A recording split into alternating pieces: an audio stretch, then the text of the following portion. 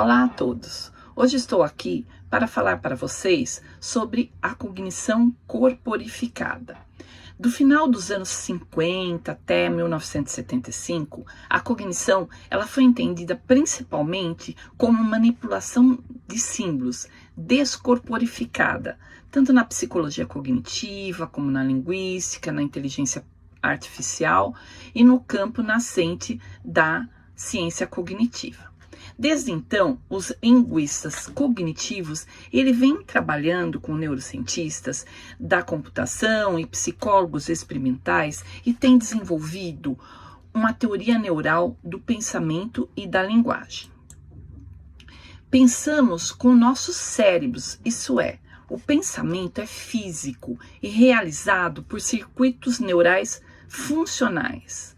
O que torna o pensamento significativo são as maneiras como esses circuitos neurais estão conectados ao corpo e caracterizam a experiência corporificada. As chamadas ideias abstratas também são incorporadas dessa maneira, assim como a linguagem. A velha teoria da manipulação de símbolos descorporificados dizia que os conceitos eram vistos como caracterizados por símbolos abstratos, inerentemente sem sentido, que obtinham seu significado através da capacidade de representar a realidade externa livre da mente, sem o corpo ou o cérebro desempenhando qualquer papel significativo. Na verdade, a mente era vista manipulando símbolos abstratos sem levar em conta o seu significado. Paul Kay observou que os termos de cor denominam cores e que as cores não existem no mundo externo, independentemente dos corpos. As cores, elas têm requisitos externos, por exemplo, comprimento de onda, mas não existem sem a incorporação, cones de cores na retina e circuitos neurais complexos a esses cones de cores. Assim, o mundo externo sozinho, ele não pode ser considerado verde. Eleanor Roche mostrou que as categorias de nível básico, elas são definidas por 3 tipos de corporificação: a percepção gestáltica, as imagens mentais e os programas motores. Tudo isso requer o corpo e o cérebro. Os seus experimentos revelaram que as categorias de nível básico eram processadas mais rapidamente, reconhecidas com mais facilidade e aprendidas mais cedo e mais facilmente do que as categorias de nível não básico. Além disso, você precisa do cérebro e do corpo para entender o significado de cadeira ou carro.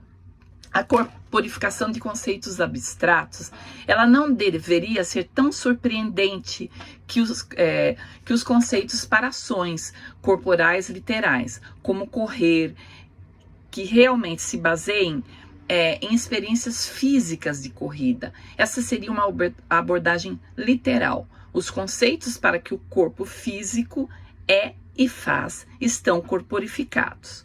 O que foi surpreendente e profundo foi a descoberta de que os chamados conceitos abstratos também estão corporificados.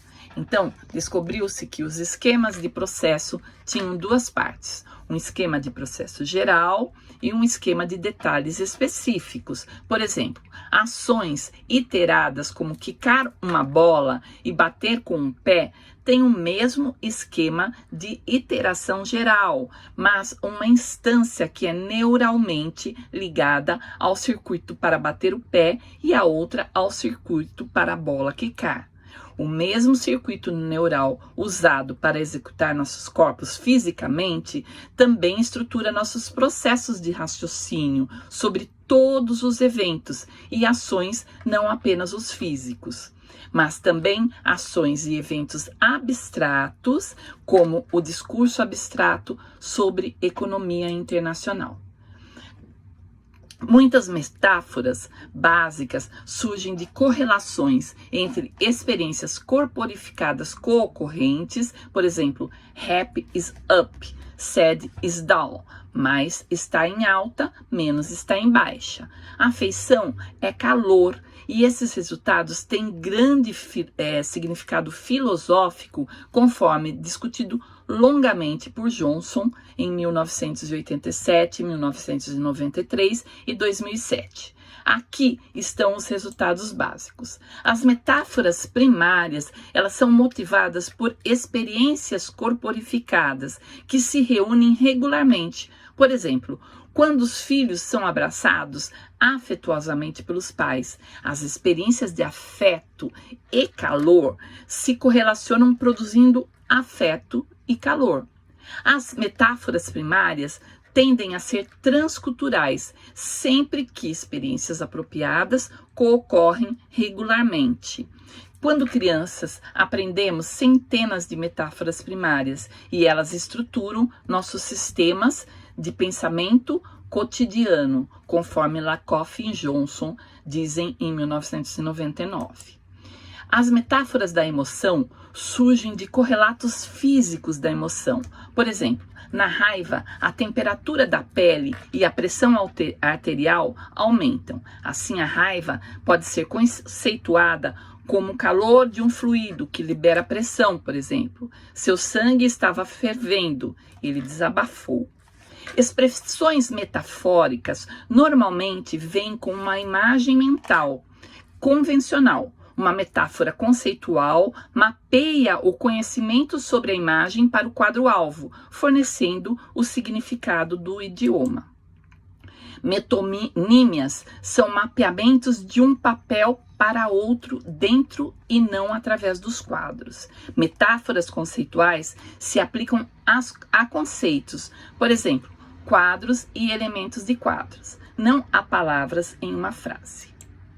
Novas metáforas poéticas estendem metáforas conceituais fixas e convencionais. As ideias matemáticas, elas são construídas a partir de engrenagens corporais, quadros e metáforas conceituais.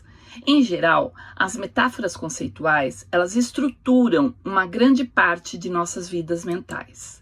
O cérebro, ele realiza as coisas não neurônio por neurônio, mas por meio de grupos de neurônios chamados de nós. Um circuito neural funcional contém conexões nó a nó, enquanto cada neurônio dispara ou não em um determinado momento. Um nó pode ter uma porcentagem de seus neurônios disparando com intensidades diferentes em um determinado momento. Nosso grupo, o grupo do pesquisador Lakoff, adotou a ideia de que esse circuito funcional poderia, em princípio, caracterizar estruturas conceituais dos tipos que os linguistas cognitivos haviam encontrado, e esse significado está nos circuitos neurais, conectados ao corpo. A pesquisa com imagens mentais mostrou que muito do mesmo circuito neural é usado para imaginar a ação e a percepção, assim como para agir e perceber. Pesquisas em sistemas de neurônio espelho e canônicos apontam para circuitos conjuntos de percepção de ação. O significado na linguagem natural ativa, um circuito imaginativo que é o mesmo para a percepção e para a ação. E isso explicaria em termos neurais porque as raízes verbais da linguagem natural tendem a ser as mesmas para a experiência de primeira, segunda e terceira pessoa. E esses resultados explicariam por que os programas motores, a percepção gestáltica e as imagens mentais formam categorias de nível básico do tipo descrito por Eleanor Roche.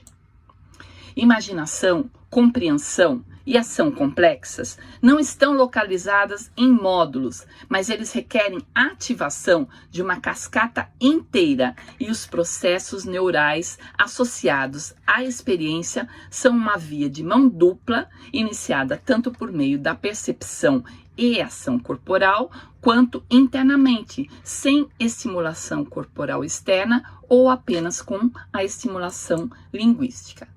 Temos uma miríade de circuitos de metáforas conceituais, segundo Lakoff, fixados em nossos cérebros. Em cada um dos exemplos acima, os quadros de domínio de origem e destino de uma metáfora são ativados em um contexto. As metáforas conceituais primárias são circuitos físicos, eles são persistentes, de longa duração ou permanentes no cérebro. Em cada caso, o circuito da metáfora é ativado pelo contexto do experimento, que por sua vez ativa um circuito que pode não apenas simular o comportamento observado, mas realmente executá-lo inconscientemente.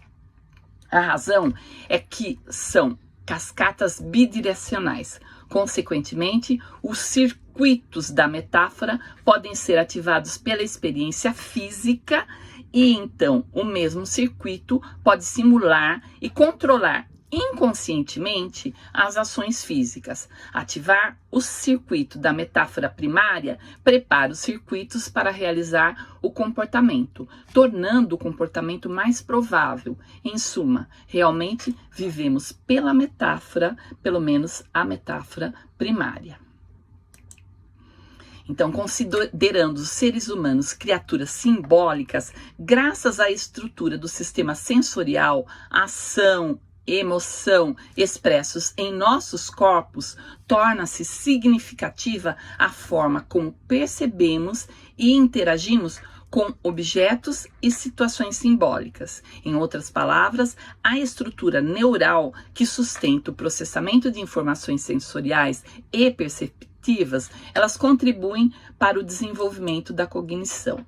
O princípio fundamental da pesquisa de cognição corporificada, segundo Lakoff, é que o pensamento ele não é algo dissociado do corpo. Pensar é uma atividade fortemente influenciada pelo corpo e pelo cérebro, que interage com o ambiente. A maneira como pensamos sobre emoções pode refletir as interações do nosso corpo com o meio ambiente.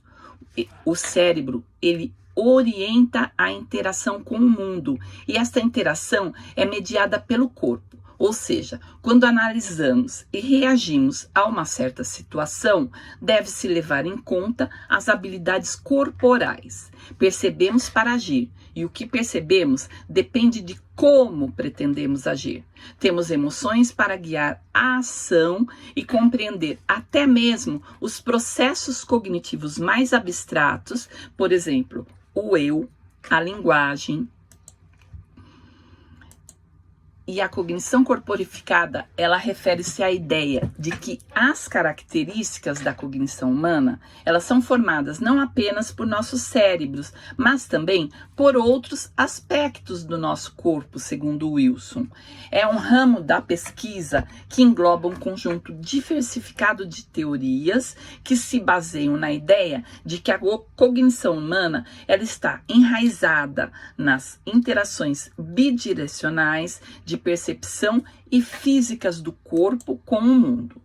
Os aspectos relacionados à cognição abstrata, à linguagem e comunicação, cognição social e disfunção psicológica, muitas vezes elas não levam em conta as diferentes versões da teoria da corporificação, que priorizam como ponto de partida que os processos psicológicos são influenciados pelo corpo, incluindo a morfologia do corpo, os sistemas sensoriais e os sistemas motores. As teorias da cognição corporificada, elas assumem que os processos sensórios motores são um elemento fundamental da cognição humana, segundo Glenberg. A pesquisa em educação, por exemplo, mostrou que os movimentos corporais melhoram a retenção do conceito aprendido, fornecendo pistas adicionais para representar e recuperar o conhecimento.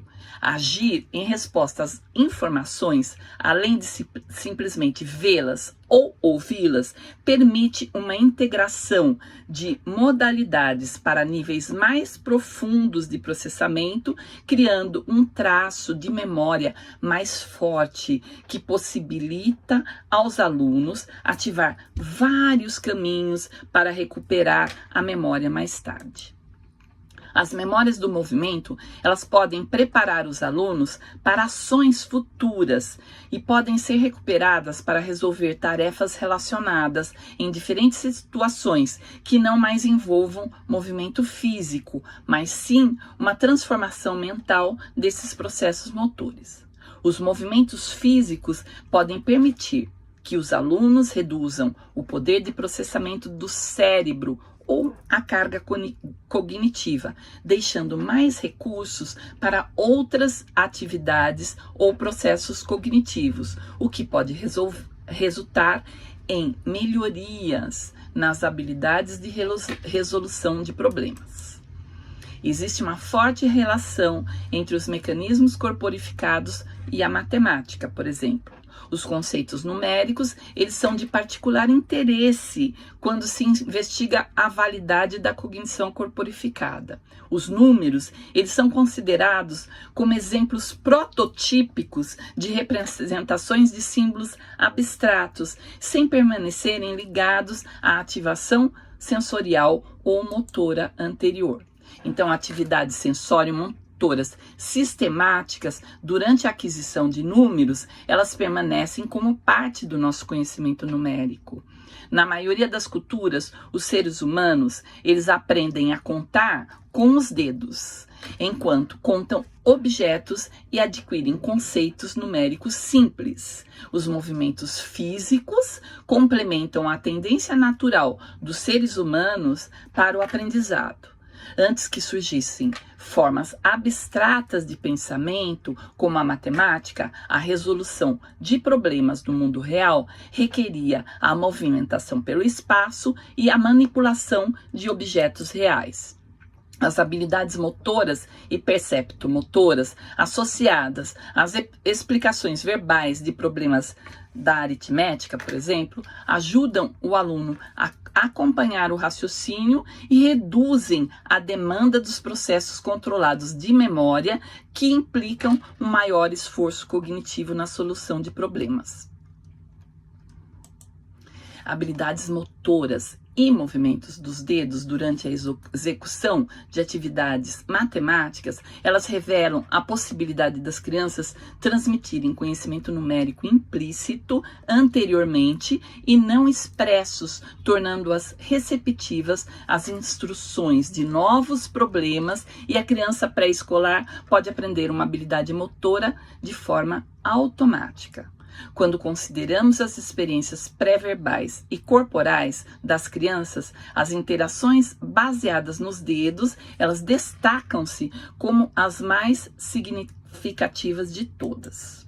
Os dedos, eles são anexados ao nosso corpo como duas coleções separadas de 5 unidades, e eles podem ser movidos independentemente para criar configurações diferentes. Por exemplo, é útil na contagem e representação de coleções diferentes numéricas de unidades. Os bebês, eles passam o tempo todo olhando para suas mãos e dedos e observam seus dedos se moverem de forma cada vez mais independente, fase conhecida como um sistema sensório-motor. Então, ele envolve modalidades táteis, motoras e visuais. A estrutura para as habilidades matemáticas, elas têm bases neurológicas, que estão ligadas às experiências ativas das crianças. Dedos e mãos desempenham um papel importante na ancoragem e no estabelecimento das redes neurais subjacentes às habilidades numéricas. Uma rede neural compartilhada para processamento numérico e planejamento de movimento dos dedos, incluindo áreas corticais, parietais, o giro pré-central e o córtex motor primário. Inclusive, as atividades corporais, elas têm um impacto direto no desenvolvimento do cérebro e no processamento cognitivo futuro, devido ao rápido desenvolvimento neural que ocorre, em especial, às crianças pré-escolares. Então, a maioria dos estudos neurocognitivos sobre a relevância dos dedos para as habilidades numéricas, elas são teoricamente enquadrados por abordagem da cognição corporificada e consideram o envolvimento do sistema sensório-motor do dedo no processamento numérico como um aspecto da corporificação da matemática, ou seja, sistemas sensoriais e sensoriais dos dedos estimulam o processamento numérico. Então, a integração das habilidades motoras durante o cálculo e contagem, utilizando os dedos, eles podem ajudar as crianças em aquisições numéricas, incentivar as crianças a usarem os dedos e estabelecer a ligação entre dedos e numerosidades pode contribuir na construção de representações numéricas estáveis para fortalecimento entre representações concretas e analógicas e códigos simbólicos. Isto é tudo que eu queria falar para vocês hoje. Espero que tenham gostado.